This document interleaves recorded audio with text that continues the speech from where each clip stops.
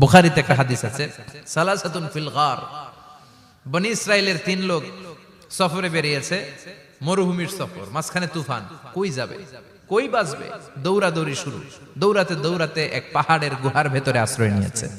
গুহা চিনেন তো? পাহাড়ের গুহা।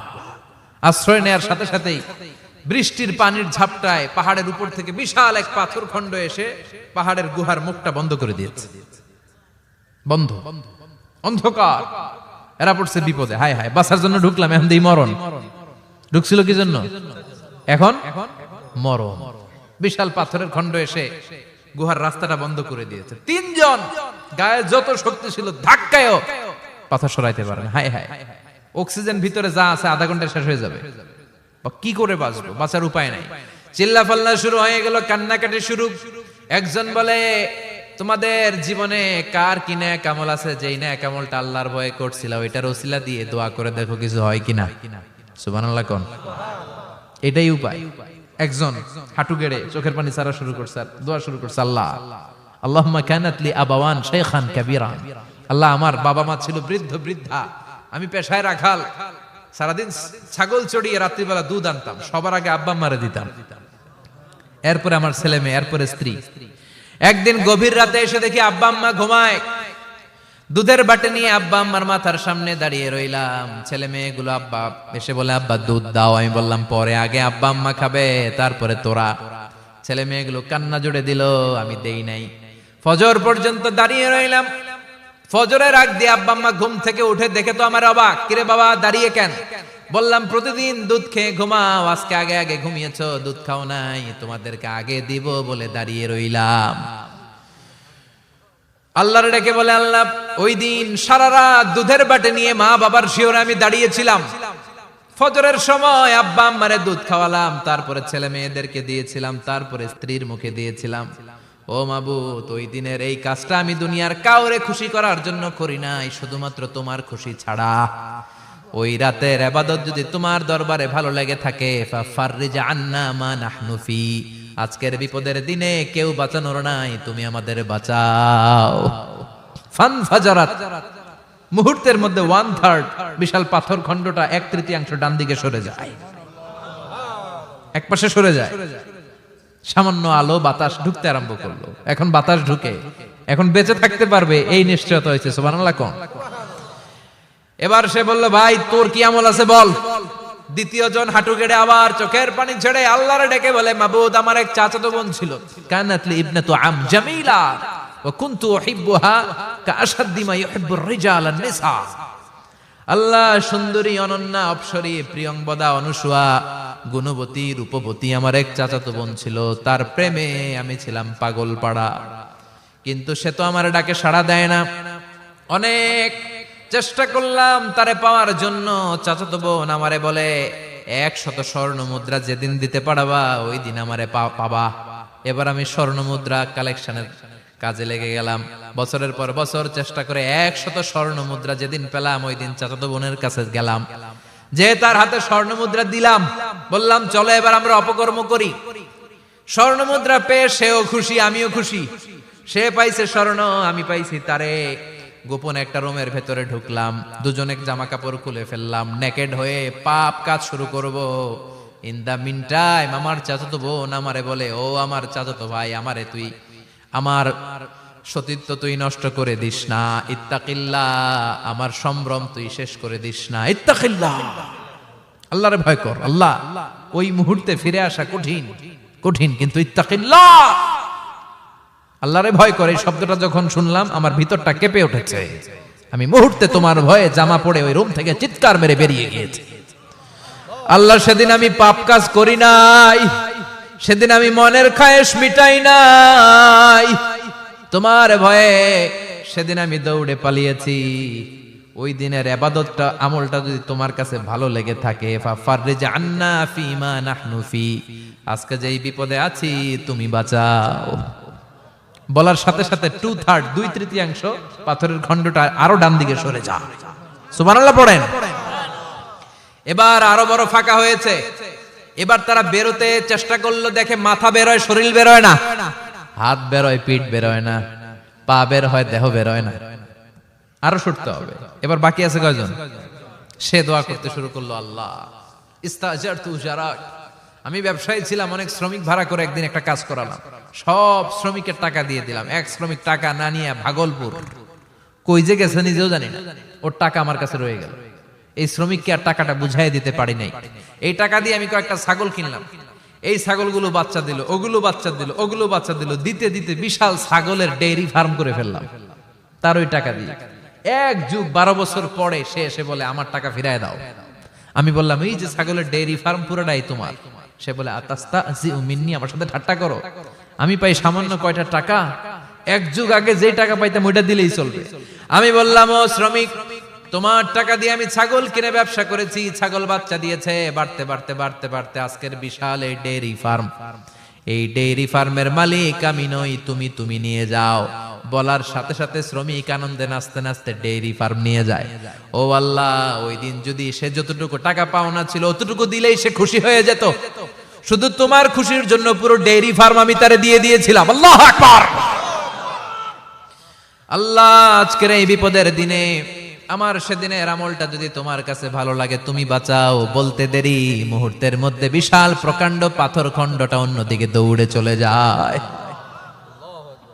পাহাড়ের গুহা ওপেন, পাথর খণ্ড নাই। আল্লাহর শুকরিয়া আর তাকবীর দিতে দিতে 3 জন বের হয়ে যায়। সুবহানাল্লাহ পড়েন। সহিহ বুখারীর বর্ণনা, সহিহ হাদিস।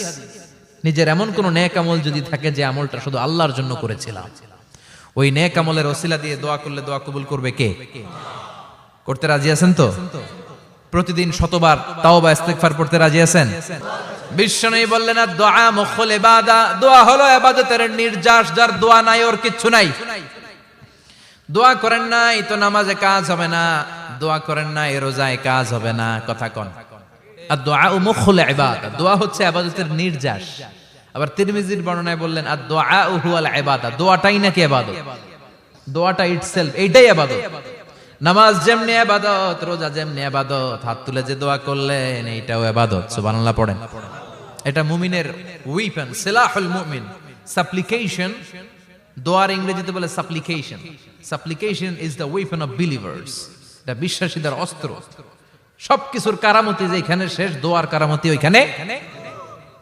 এরকম অনেক শুনবেন, ক্যান্সারে আক্রান্ত, দুরারোগ্য ব্যাধি, বাংলাদেশের চিকিৎসা শেষ, ইন্ডিয়া গেছে, কয় বাঁচবো 3 মাস। কয় মাস? এরপরে 7 বছর বাইসা ছিল। কেমনে বাঁচলো? কেমনে? দোয়া। দোয়ার পাওয়ার আছে না নাই? তবে দোয়াটা দোয়ার মতো হতে হবে। সিনসিয়ার দোয়া ইজ লাইক এ মিসাইল। একনিষ্ঠ দোয়া এটা মিসাইলের মতো। মিসাইল হামলা করলে ইঞ্চি ইঞ্চি যেখানে মিসাইল বোমাটা পড়ার কথা ঠিক ওখানে পড়বে। ড্রোন হামলা করলে ঠিক ওখানে, ব্যালিস্টিক ক্ষেপণাস্ত্র নিক্ষেপ করলে লক্ষ্য বস্তু যেমনি ভিত করে, তেমনি দোয়ার মতো দোয়া করলে মুহূর্তেই দোয়া কবুল হয়ে যায়। আমরা দোয়ার মতো দোয়া করতে জানি না, কেমন করে দোয়া করতে হয় আমাদের জানা নাই, এজন্য দোয়াও কবুল হয় না। চিল্লায় কোন ঠিক কিনা? কিন্তু আল্লাহ ওয়াদা দিয়েছেন, উজিবু দাওয়াতাদ দাঈ ইযা, আমার বান্দা দোয়া করলে আমি দোয়া কবুল করি, আমার বান্দা চাওয়া মাত্রই আমি কবুল করে নেই। সুবহানাল্লাহ পড়েন। যত দোয়া আপনি করেছেন সব কবুল, সব, all of your du'as are accepted, সব কবুল হয়েছে আল্লাহর কসম।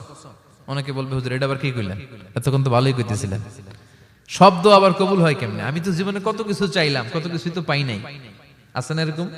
অনেকে অনেক পেরেশান, আফসোস করে হুজুর চাইলাম আল্লাহ দিল না। 4টা মাইয়া, এবার কাবা ধইরা চাই আইছি পোলার কথা, এটাও হইছে মাইয়া। আছে না নাই? 5টা ছেলে হইছে, মেয়ের জন্য বুকটা হাহাকার। হজে যে আরাফাতের ময়দানে চেয়ে আসলাম, এইবারও হইছে আরেকটা পোলা। আছে না নাই?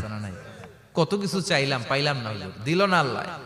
বলে না আপনার সব দোয়া কবুল, তবে কবুল হওয়ার 3টা সিস্টেম আছে। কয়টা?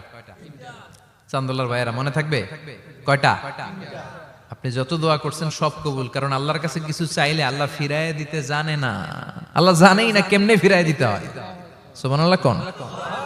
চাওয়া মাত্রই আল্লাহ বলে অ্যাকসেপ্টেড, যা কবুল, দিব দিব না এটা বলতে জানে না, চাওয়া মাত্রই বলে দিব। 3 সিস্টেম। নাম্বার 1, আপনি আল্লাহর কাছে দোয়া করলেন, চাইলেন, আল্লাহ বলে দিব, বলেই তিনি দিয়ে দেন আর আপনি খুশি হয়ে যান, পেয়ে গেলেন।